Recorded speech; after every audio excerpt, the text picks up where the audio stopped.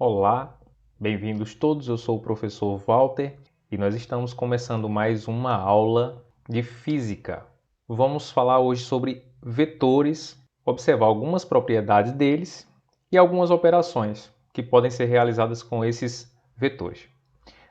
Lembro que nós seguimos a sequência proposta no livro do Tipler, Física para Cientistas e Engenheiros, o volume 1, e, portanto, 1.6 refere-se a esse tópico do livro referido. Tema vetores. Primeiro, nós precisamos diferenciar o que são grandezas escalares de grandezas vetoriais. Como vocês podem perceber, de acordo com o que está escrito já em tela, as grandezas ditas escalares são grandezas físicas cujas unidades são apenas numéricas, cujas representações, melhor dizendo, são apenas numéricas. Você compreende bem uma grandeza escalar dizendo apenas um número. Coloco aí dois exemplos, temperatura e massa, mas existem outros exemplos.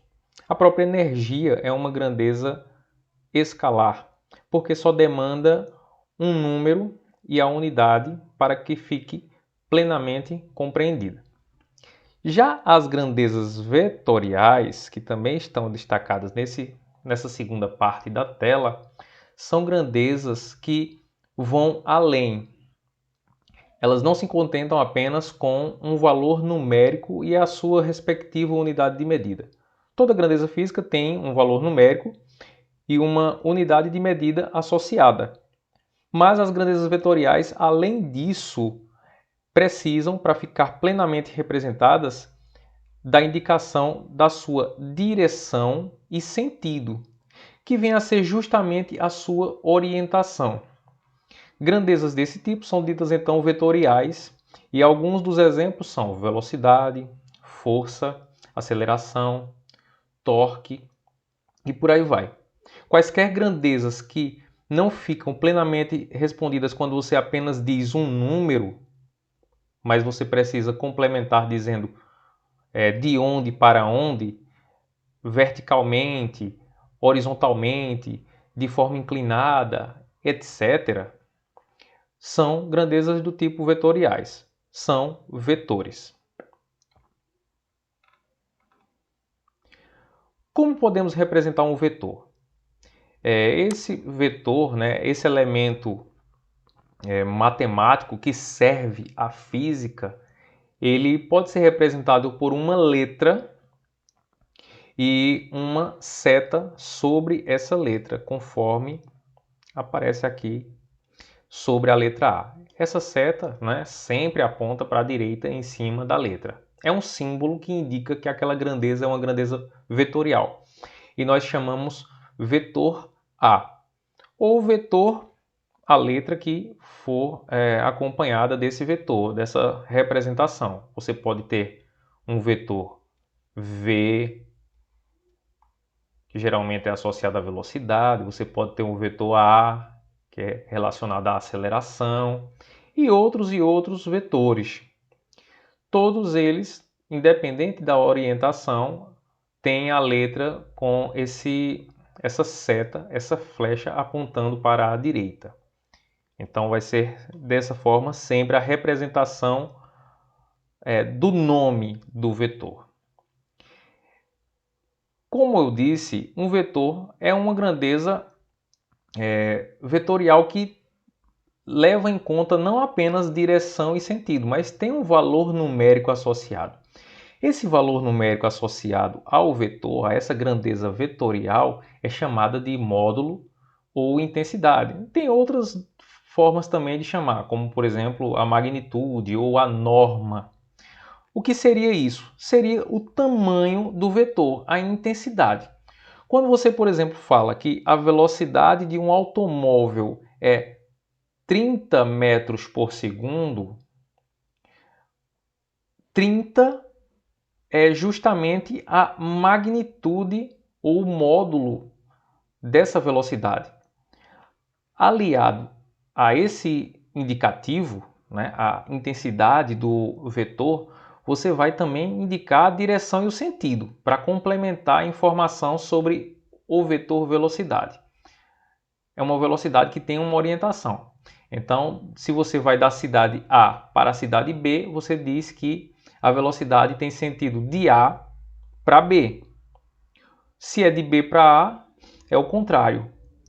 E aí, dependendo dos pontos de início e de fim, né, dessa orientação do corpo que está se movendo, você vai ter uma indicação do sentido e da intensidade. Isso não vale apenas para o vetor velocidade, mas vale para quaisquer outros vetores. Quaisquer outros vetores têm uma orientação, você precisa dizer um ponto de origem e um ponto de término no espaço, seja ele em 2 dimensões, no plano XY, ou em 3 dimensões, no espaço XYZ. Bom, e a representação dessa intensidade? Quando eu quero me referir só à intensidade do vetor, como é que eu represento?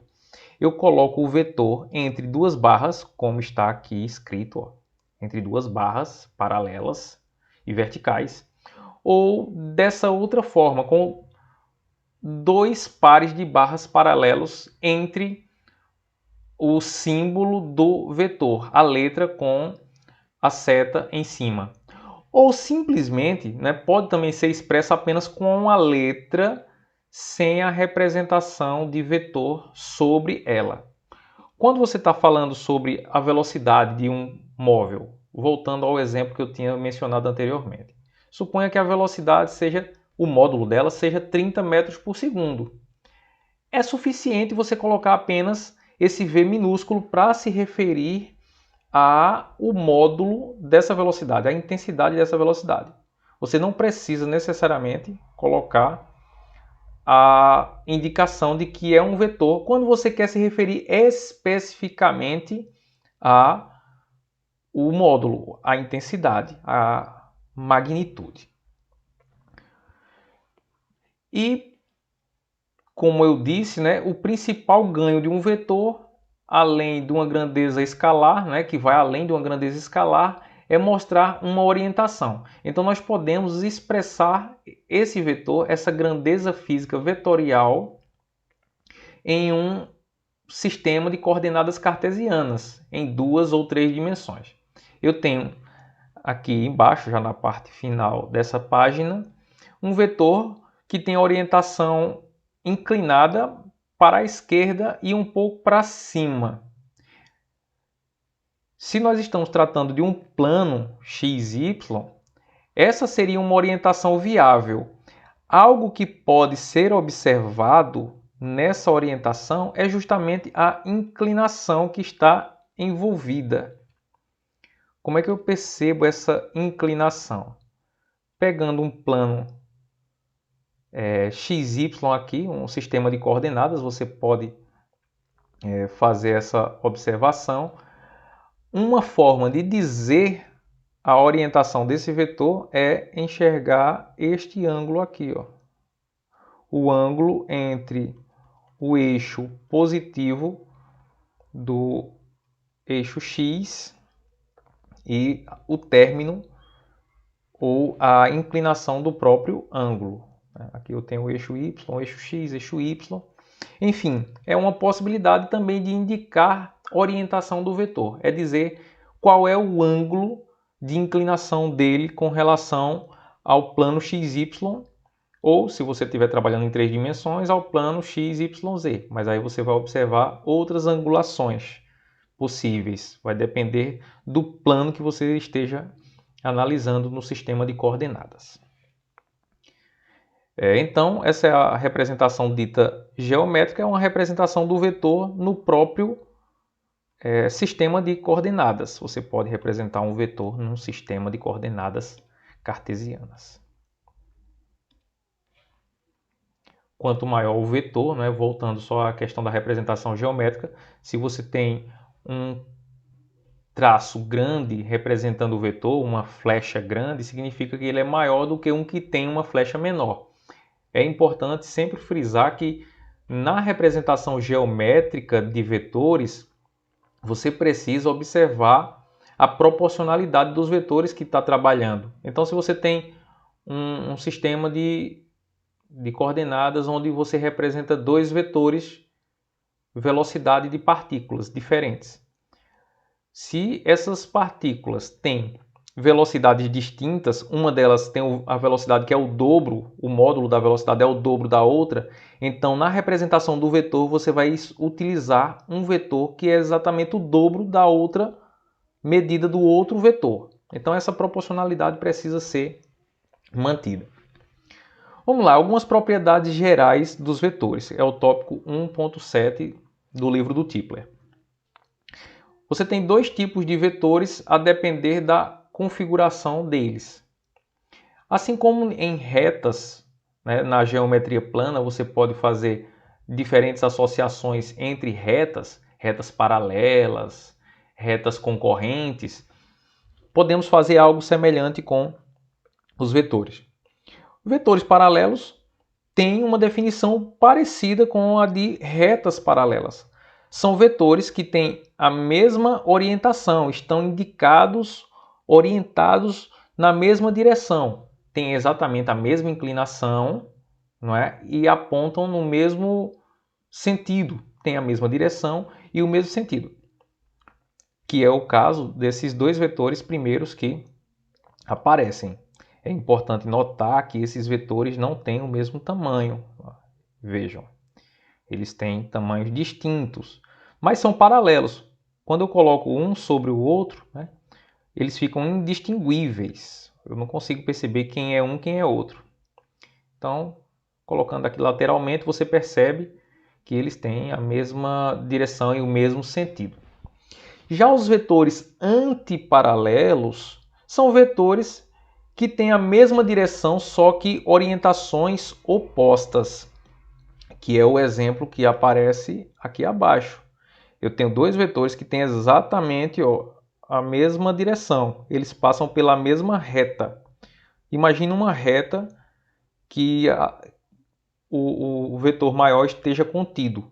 Eu posso incluir o vetor menor dentro dessa mesma reta, onde todos os pontos do vetor menor vão pertencer a essa reta, vão estar dentro do vetor maior também. Então, são vetores paralelos entre si, mas olha a orientação deles dois. Enquanto um vai para a esquerda, inclinadamente um pouco para cima, o outro vai para a direita com uma certa inclinação para baixo. São vetores, portanto, antiparalelos. Vetores paralelos, mesma direção e mesmo sentido. Vetores antiparalelos, mesma direção, mas sentidos opostos. Vetores iguais é uma outra propriedade importante que precisa ser destacada desde já. O vetor não é apenas igual se aparece com o mesmo tamanho, com a mesma direção e mesmo sentido. Ele pode ocupar posições diferentes. Vejamos como se dá. Eu tenho um vetor aqui no plano XY e posso produzir quantos vetores iguais a eles eu quiser. Esse vetor é igual ao primeiro. Veja, eu estou produzindo cópias. Esse vetor também é igual. São todos vetores iguais. As posições são distintas, as posições onde eles estão orientados. Mas essa posição, para um vetor qualquer, isso é uma propriedade muito importante, pode ser alterada de acordo com a sua necessidade. Então, se eu não estou satisfeito com o vetor nessa posição, e isso vai ser muito importante na hora de fazer operações com vetores, operações do tipo adição e subtração, você pode movimentar esses vetores. Isso tem um ganho significativo, porque você pode pegar um vetor e transportar ele para uma posição adequada. Algo que é importante ainda acerca disso é que você pode pegar esses vetores e colocar na origem. Por vezes, quando você faz isso, né, há um ganho. Colocando o vetor na origem, ou todos os vetores na mesma origem, você pode ter uma interpretação particular da situação física. Mas isso é assunto para outro momento, tá certo? Por hora, é importante saber que você pode ter vários vetores iguais que ocupam posições diferentes, mas eles todos têm o mesmo tamanho. Pode-se comparar aqui, ó. todos esses vetores têm o mesmo tamanho, a mesma direção, que é a mesma inclinação, e o mesmo sentido. E, portanto, são vetores iguais. Soma de vetores. Né? A princípio, para entendermos o que seria essa soma de vetores, eu tracejei na linha azul, né? Fiz uma trajetória que corresponde a um hipotético caminho traçado no plano XY. Um móvel que passou pelas posições P1, P2 e P3 através desse caminho. Eu posso pensar, né, a partir desses 3 pontos destacados, 3 deslocamentos sucessivos. E já digo desde agora que o deslocamento é um vetor muito importante. O vetor deslocamento ele é diferente de distância percorrida, porque a distância percorrida não leva em conta o caminho mais curto, e deslocamento sim. Portanto, se eu pensar em deslocamento do ponto P1 para o ponto P2, que são 2 pontos dessa trajetória, eu posso pensar no seguinte vetor. Posso pensar num primeiro vetor, ao qual vou chamar de vetor A. Eu posso pensar em outro deslocamento de P2 a P3, através de um vetor que eu vou chamar vetor B. Posso também imaginar um deslocamento logo de P1 para P3 diretamente. Esse vetor que vai de P1 a P3, ele tem o mesmo efeito do vetor que vai de P1 até P2.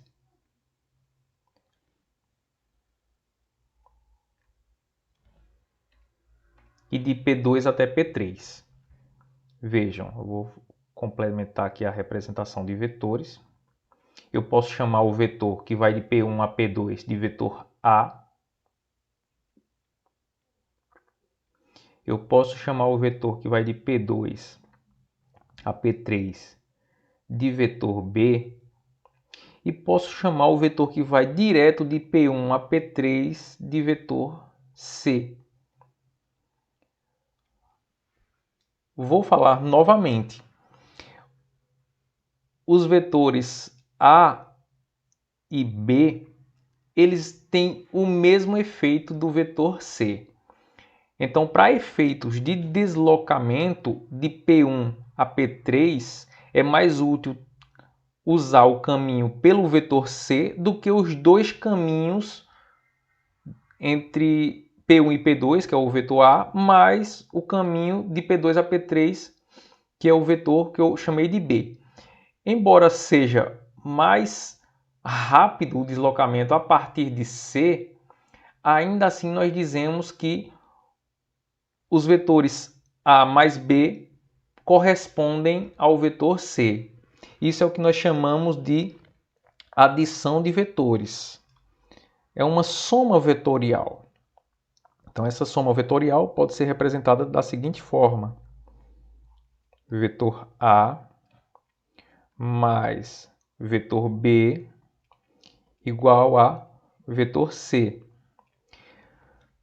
Vejam mais uma vez que eu falei há pouco de ganho, que quando você vai do ponto P1 até o ponto P3 por um caminho apenas, que é pelo vetor C, existe um ganho que é facilmente observável, né? Se eu pegar a distância completa de C, o tamanho total do vetor C, que é a magnitude dele, vai ser menor do que a soma das magnitudes de A e B. E aí eu faço já um parênteses. Quando eu digo que o vetor A mais o vetor B é igual ao vetor C, isso não é o mesmo que dizer que o módulo do vetor A mais o módulo do vetor B é igual ao módulo do vetor C. Isso é falso e está claro por que é. essa segunda condição que eu coloquei, os módulos da soma de A e B, aliás, a soma dos módulos de A e de B ser igual ao módulo de C. Porque, como já observado, se eu pegar o tamanho de A e somar com o tamanho de B, vai ser maior do que o tamanho de C. Lembra que eu falei que não há vantagem, pelo menos do ponto de vista da distância, de você, ao invés de ir de P1 a P3, ir pelo caminho A mais B, em relação ao caminho C? Tudo bem. Em termos de vetores, o efeito é o mesmo. Eu pegar o vetor A mais o vetor B, eu vou ter o mesmo final, o mesmo resultado, e assim até a gente chama também de resultante de vetores. O vetor C é a resultante de A e B, a resultante dos vetores A e B. Mas deixando claro que isso é uma soma vetorial, e esse mais não indica necessariamente que eu estou somando quantidades numéricas. Eu não estou somando necessariamente o tamanho do vetor A e o tamanho do vetor B para dar o vetor C, mas eu estou fazendo uma soma de efeitos. O efeito dos vetores A e B é o mesmo efeito do vetor C, os vetores A e B somados. Esse é o significado de uma soma vetorial. Então prestem atenção nesse sinal de mais quando envolver vetores. Sigamos ainda falando de adição de vetores. Eu tenho dois vetores já colocados aqui, dois vetores que eu designei por A e B, e eu quero adicioná-los e vou fazê-lo de dois modos, utilizando o método geométrico e utilizando o método do paralelogramo. E aí eu vou aproveitar uma propriedade que eu disse ainda há pouco, do deslocamento da posição dos vetores. Então presta atenção nessa dica. Para fazer somas de vetores, é interessante que os vetores ou comecem no mesmo ponto ou um comece a partir da extremidade do outro. E, portanto, vai ser útil movimentar os vetores, mudar a posição desses vetores. Por exemplo, peguemos os dois vetores A e B. Como é que eu vou imaginar a soma desses dois vetores? Eu preciso fazê-los ficarem próximos um do outro, começarem no mesmo local ou então um terminar no mesmo local que o outro começa, ou vice-versa.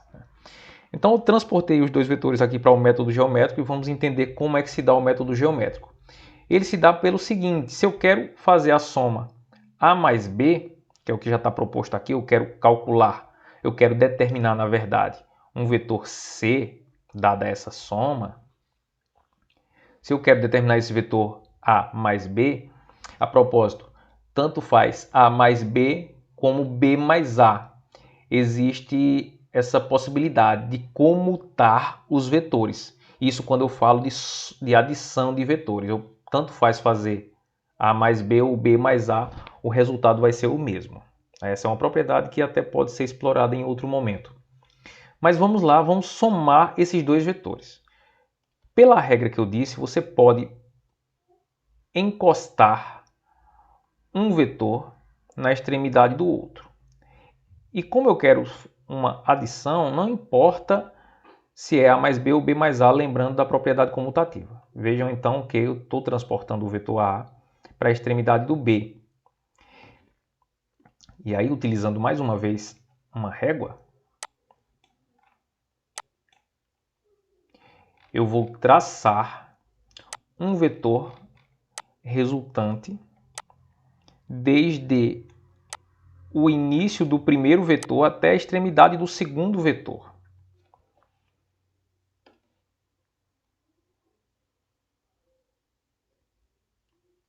Essa, portanto, que foi traçada é a resultante ou a soma dos vetores A mais B. Vou puxar um pouquinho o A para cá e, como abaixo eu chamei esse vetor de C, o vetor resultante, C igual a A mais B.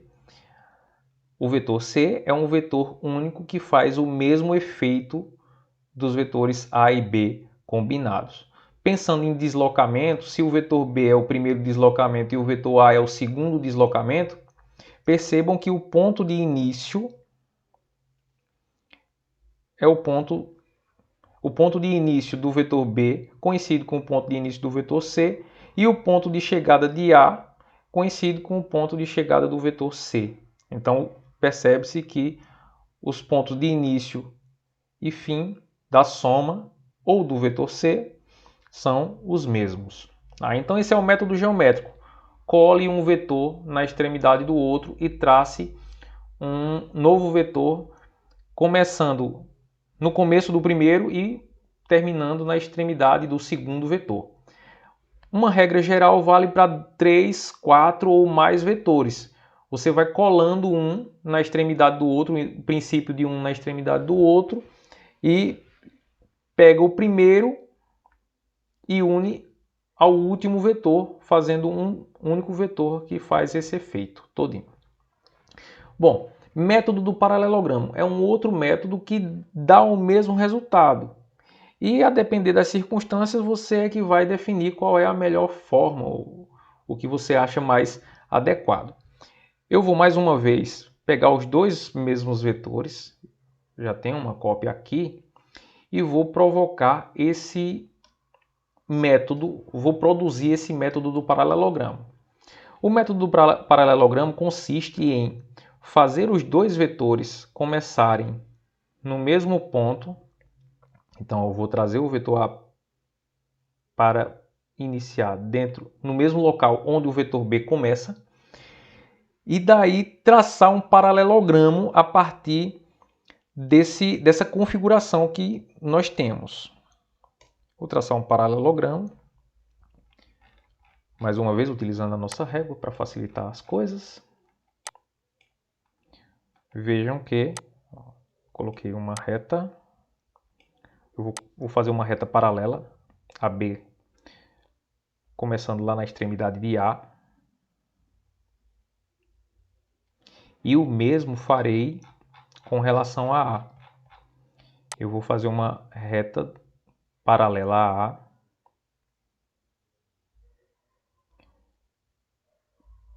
começando lá na extremidade de B. Faltou um pouquinho para essas duas coisas se encontrarem, esses dois prolongamentos. Não falta mais. Quer dizer, eu errei por pouco. Pronto, melhor assim. Pois bem, faça o seguinte agora. Trace uma diagonal que vai desde o ponto de início dos dois vetores até o ponto onde se cruzam os prolongamentos desse paralelogramo. E aí temos o vetor C. É importante notar que o resultado foi exatamente o mesmo. Eu vou mostrar isso para vocês. Vejam, eu vou capturar o vetor C daqui do primeiro resultado e vou transportar para cá. Vejam, trata-se do mesmo vetor. Então, tanto faz você utilizar o método geométrico ou o método do paralelogramo. O resultado será o mesmo, geometricamente falando.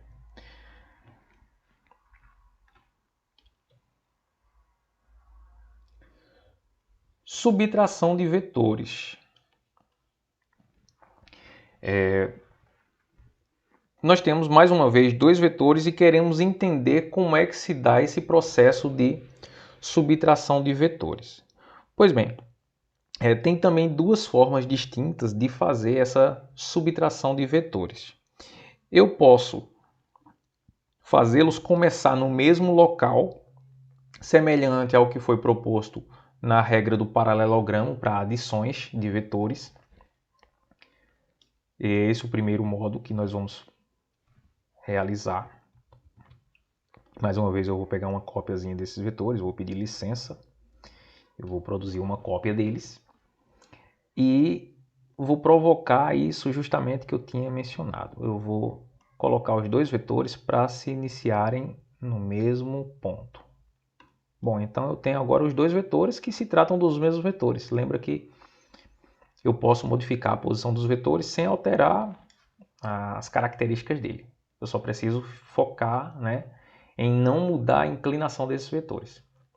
Pois bem, mantendo a mesma inclinação e a mesma direção, o mesmo sentido, o mesmo tamanho, posso modificar a posição do vetor à minha necessidade, da forma como achar necessário. Pois bem, qual é a regra então para a subtração de vetores? Como a operação sugere aqui embaixo, C igual a A menos B, eu quero um resultado de uma combinação desses dois vetores, dos vetores A e B, tal que eu quero A menos B. É importante notar que A menos B não é a mesma coisa que B menos A. Ainda há pouco, na adição de vetores, falamos que não importa a ordem dos vetores, o resultado será o mesmo. Então, A mais B é igual, não mais, é igual a B mais A. Só que o mesmo, essa regra comutativa, não vale para a subtração. A menos B é diferente de B menos A. Vejamos como é que nós enxergamos esse resultado. Se eu quero, geometricamente, se eu quero fazer A menos B, quando eu produzo esse efeito aqui de transportar o vetor B para iniciar no mesmo ponto de A, se eu quero A menos B, eu vou traçar um novo vetor indo do vetor B, da extremidade do vetor B para o vetor A. Ou seja, você pode pensar em voltar, né? Se eu quero A menos B, eu faço um vetor indo de B para A. Mas indo de onde de B para onde de A? Indo da extremidade de B para a extremidade de A. Vou puxar mais uma vez a régua. E vou traçar um novo vetor da extremidade de B apontando para A, já que eu quero A menos B. Se eu quero A menos B, faço um vetor apontando de B para A. Portanto, temos aqui o vetor C. Então, recapitulando, se você quer fazer A menos B, coloque os dois vetores para começar no mesmo ponto e trace um novo vetor, que é o vetor resultante, a subtração entre esses dois vetores, do vetor B para o vetor A, se você fizer A menos B. Se fosse B menos A, aí você faria o oposto.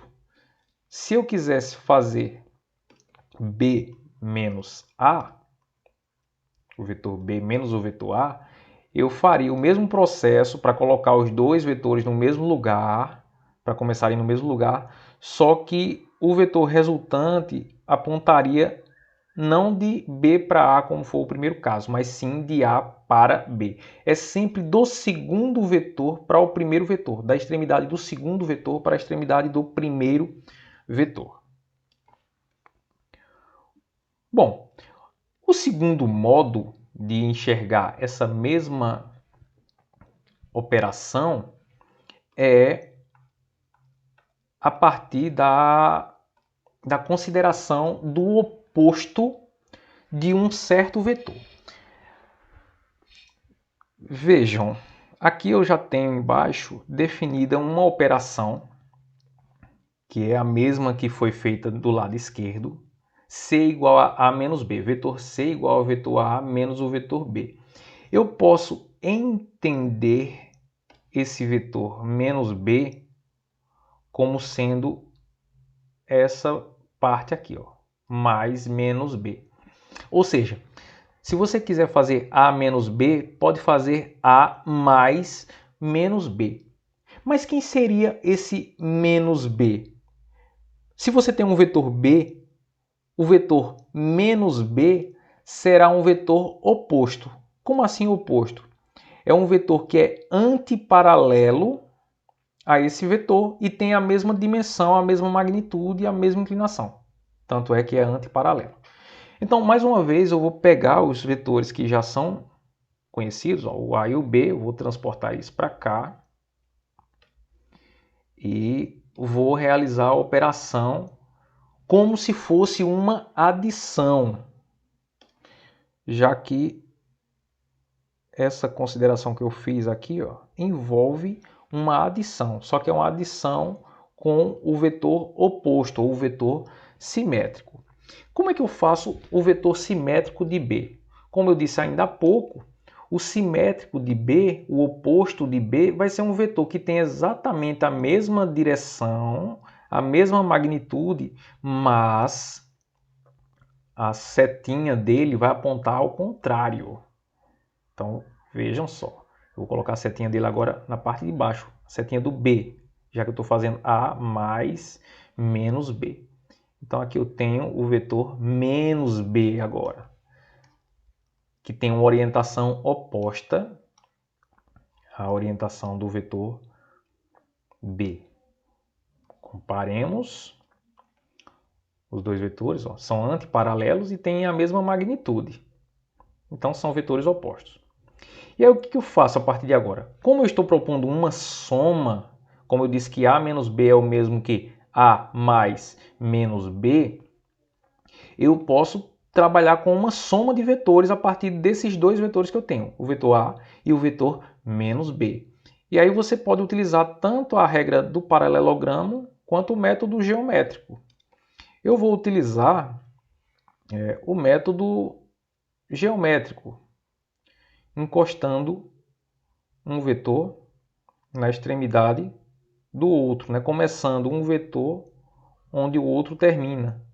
E aí lembra que tanto faz a ordem, né? Quando você está somando. Deixa eu dar uma arrastadinha para cá.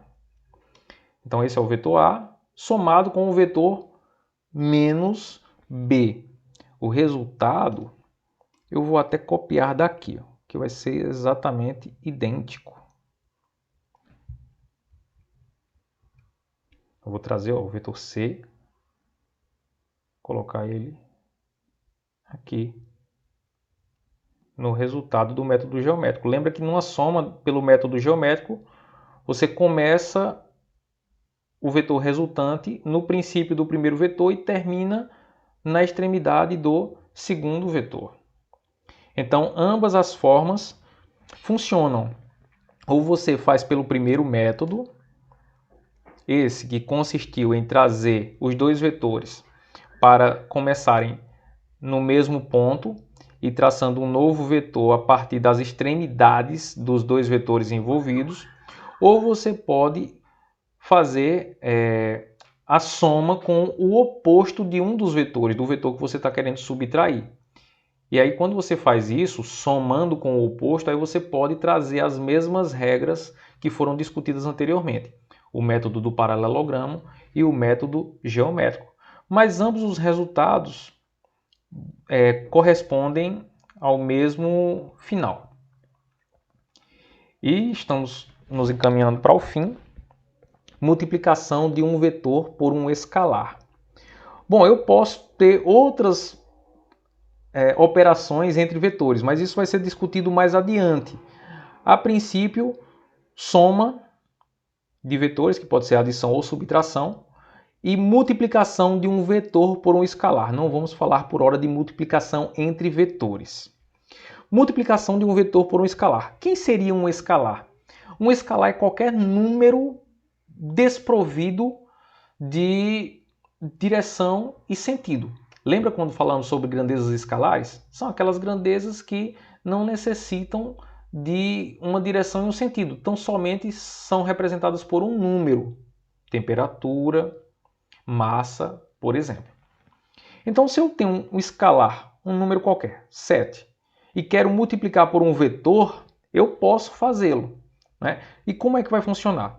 Suponha que eu tenho um escalar que eu chame de S, genericamente, e um vetor A qualquer. O produto entre esse escalar e esse vetor, repare que o S não tem o símbolozinho de vetor, portanto é um escalar, e o A tem um vetor, portanto é um vetor, tem um símbolo de vetor. Se eu disser que esse resultado é um vetor que eu vou chamar de B, qual vai ser a característica, ou quais vão ser as características, melhor dizendo, desse novo vetor, né, que é resultado de um produto entre um escalar, ou de uma multiplicação entre um escalar e um vetor.